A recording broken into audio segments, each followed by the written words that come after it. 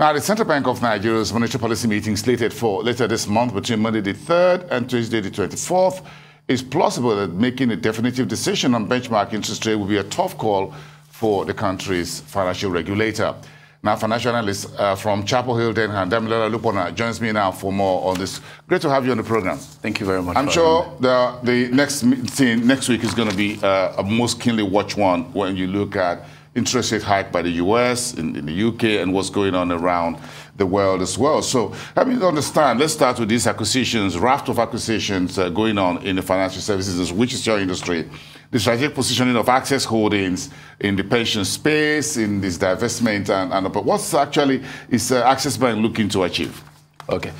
This acquisition did not come as a surprise to us. Earlier this year, Access Bank announced its plan to transition from a bank to an holding company structure, that will see the company pitch its tent, in the payment service space, the digital lending space, and also the insurance space as well. And from our earlier communication with management, management had also guided to, investing in the asset management space. So I think the acquisition of First Guarantee Pension, yes, is also in line with the company's strategy, to evolve from just being a mere commercial bank to becoming a full-fledged financial service company. Divesting with one hand and acquiring with the other hand. What's the strategy there? Okay, so Access Bank currently, proud to know, Access Bank has a custody business, a pension custody business, with an asset under management of about 406 billion naira. So what they did was to sell their stake, to First Pension Custody, and whilst they acquired majority stake, in First Guarantee Pensions. The strategy there for me, it's in line with the opportunities, we see in the pension industry.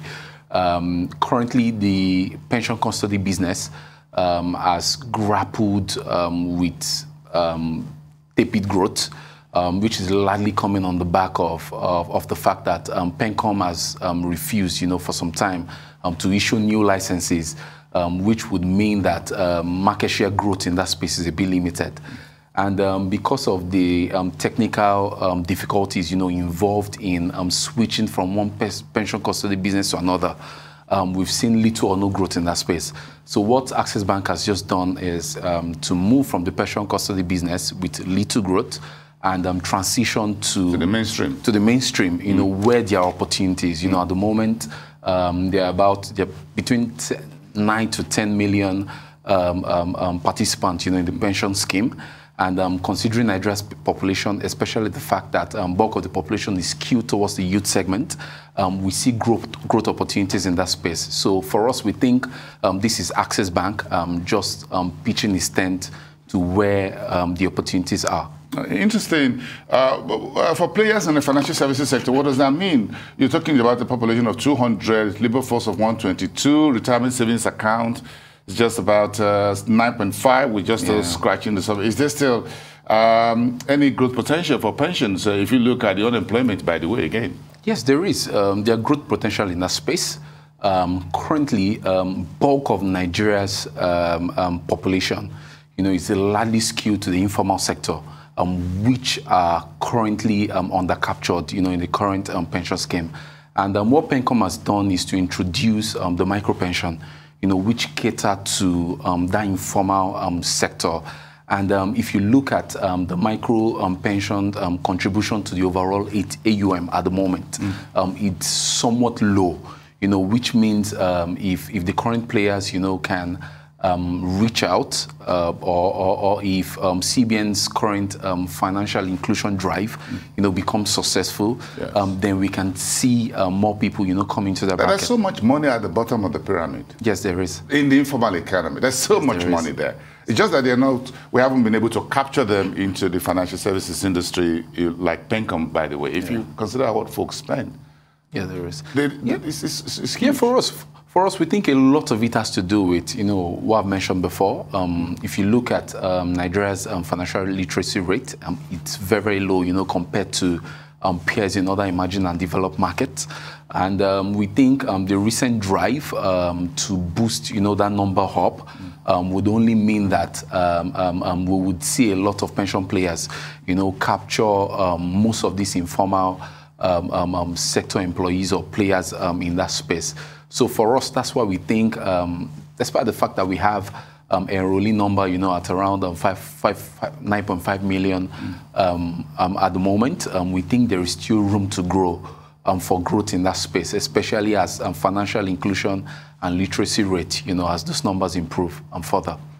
Okay, we'll talk about that some other day. Some strategies that those folks really need to go down. You can't have such billions and trillions of naira in circulation sitting on the street, and we can grab them. But let's look at, do you think any other banks or holdco would replicate what Access Bank is trying to do? What does that mean for pensions to become more competitive in the years ahead? Yeah, because you've got JITCO now going the same route, you got Stanbic IBTC already, you have FCMB, you have FBN Holding Company. Do you think this is the route all of them would want to go? Yes, for us, if you look at the earnings growth, of most banks, especially in 2021 coming into 2022, it hasn't been so impressive.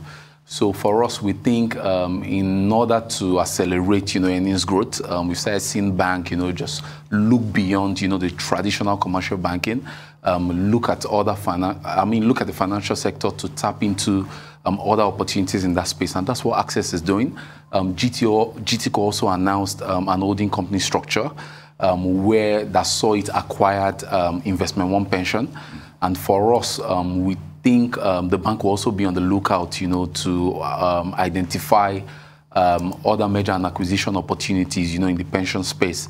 We're also looking to other players as well.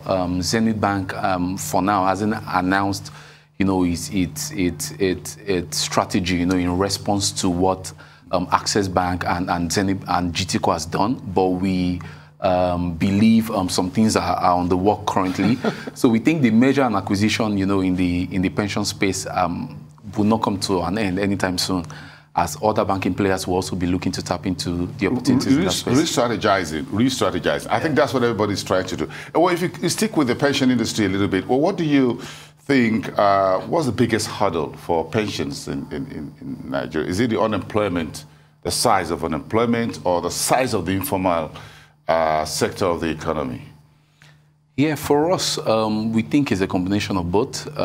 One, the unemployment rate, is on the high side. I think the last reading, pegged unemployment at about 33% or thereabout, which is very, very high, especially when you compare us to other emerging market peers and frontier market peers. Okay. And so we think that's a big hurdle for them in that space. Okay. My final touch is, what's your take on MPC on Tuesday? How should the CBN decide?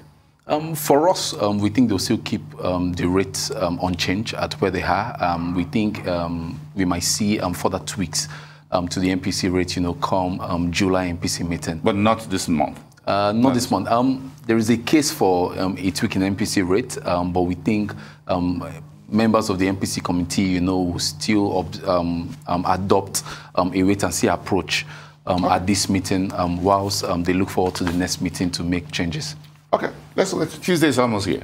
Yeah, it is. Thank you. Enjoy your weekend. Thank you very much. Thank you.